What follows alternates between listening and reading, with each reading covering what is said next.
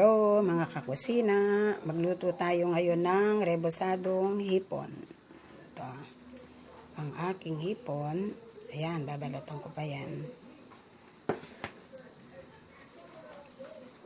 Ito ang itlog. Isang itlog lang ang gamit ko. Ito ang flour. Cornstarch, pagsamahin ko yan. Ito ang aking butter. Konting butter lang.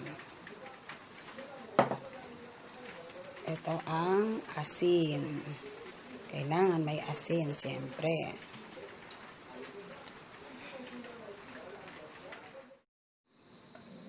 Tanggalin natin ang ulo. Hindi ako naglalagay ng ulo.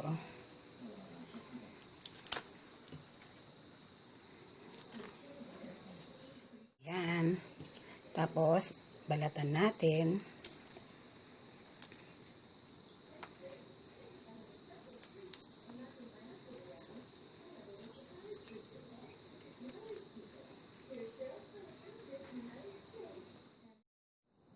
O, ayan mga kakusina. Nabalatan ko na ang aking hipon.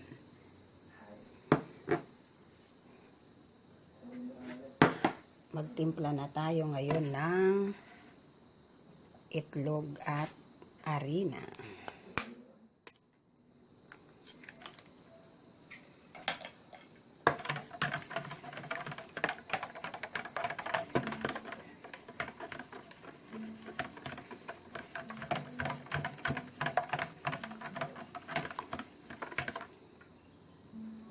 Ito ang cornstarch. Lagyan ko lang muna ng konti. Kaya naman masobrahan.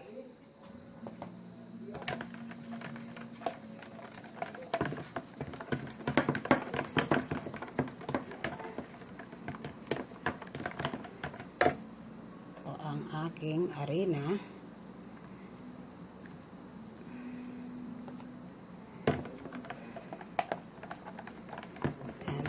Kailangan tansyahin lang ito.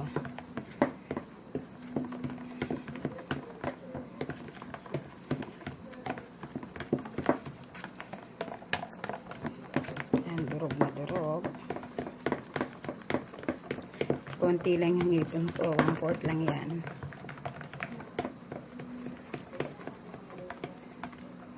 Dagdagan ulit. Cornstarch ulit. Hindi naman ito maubos.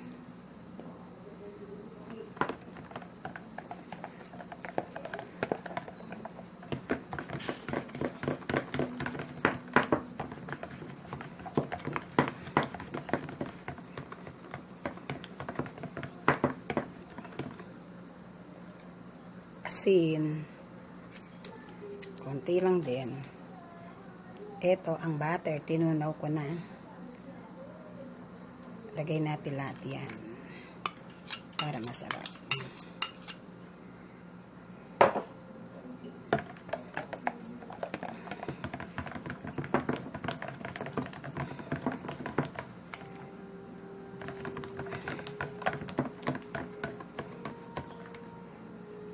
Dagdagin pa ulit. Ganyan lang ako magtimpla eh.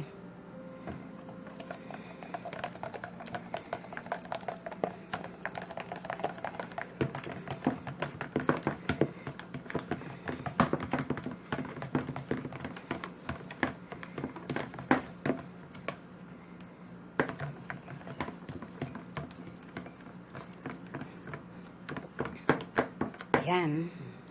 Okay na to. Ayan. Ilagay na natin ang hipon. Bago natin iprito. Ganito lang akong gumawa. Yan. Pwede nang pagsama-samahin. Ilubog.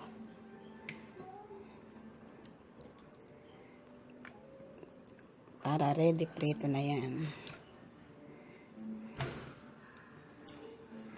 Tsaka mo aluin. At tsaka aluin ng aluin niya. Nakamarinate.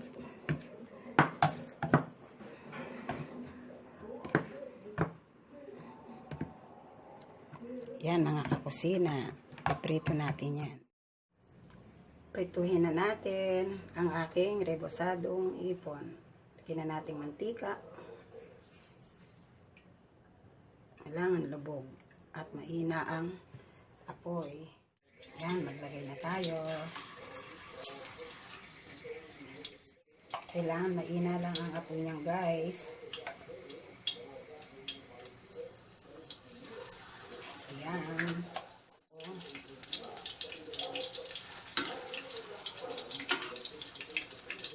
Wow! Yan ang aking rebosado. Malig pa rin. Ayan. Hina lang ang apoy niyan.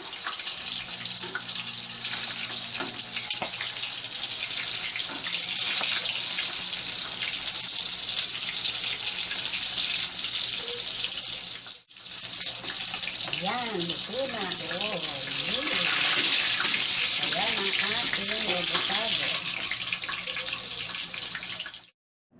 Ayan, luto na ang aking rebosado. Tikman natin, guys.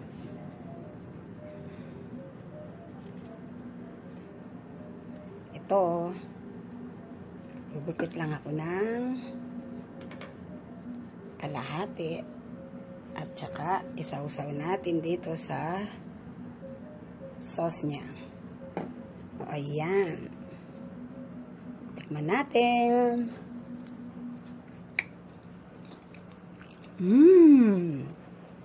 Sarap.